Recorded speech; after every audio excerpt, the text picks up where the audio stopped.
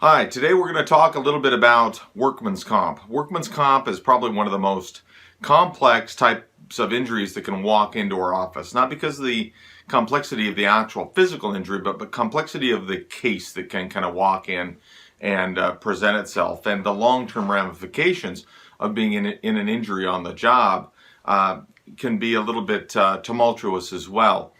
The first thing I like to tell people is when they get hurt on the job, to report it. They need to report it to their job. They need to report it and make a claim that they were hurt on the job. There needs to be a starting date. This is also true with not just slips and falls or types of lifting injuries, but they really need to be filed when it's a repetitive motion injury as well, such as like grocery store clerks or receptionists or somebody who has maybe a carpal tunnel problem or something like that. The second thing is that they need to report it to their doctor. You know, you need to report it to us and say, hey, this is what's going on, so we can really examine it and document it for you so that people can take you seriously, that you really have an injury and that this is what we see and this is a plan of action, a beginning, a middle, and an end to a case. Work comp doesn't work well with just open-ended cases like, oh, you have a year to file a claim and then deal with the problem. No, they tend to work much faster than that. In the world of chiropractic, at least here in Oregon, you have a timer that sort of starts when you walk into the chiropractic office. So you have a 2-month time frame in which you can get care, in which you need to document care, in which you need to help deal with the problem.